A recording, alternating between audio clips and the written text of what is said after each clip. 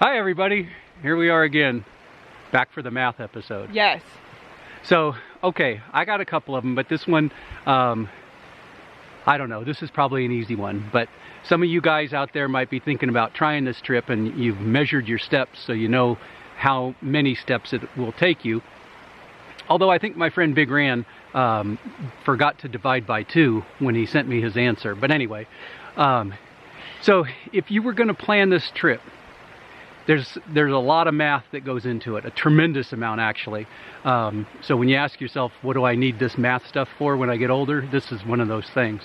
But you can get a permit starting March 1st through the end of May. So what I want you to do is figure out if you were going to take this trip, when would you start and when would you finish?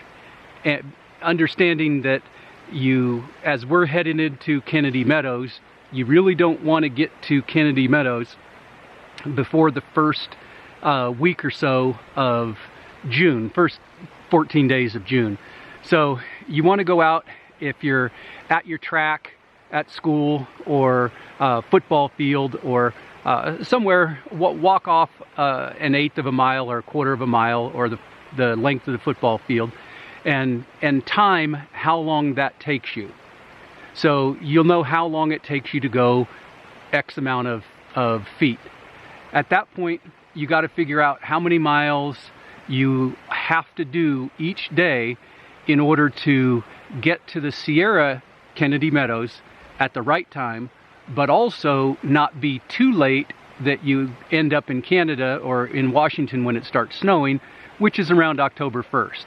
So the plan is figure out a date that you're going to leave, how many miles per day you have to hike in order to get to Kennedy Meadows in the first couple of weeks, and then still be able to get to the Canadian border by October 1st. That's going to be our deadline, October 1st. So you're going to measure your time to do the small amount and then extrapolate that into how many miles per hour you can go, and then how many hours per day you have to hike in order to make those marks. Let me know when you get into Kennedy Meadows, and let me know when you get to Canada if you get there before October 1st. And if you want a slightly more realistic speed, take a backpack and load all your books. If y'all have books anymore, I don't think you do. No, I think they have all electronic books. Right, okay.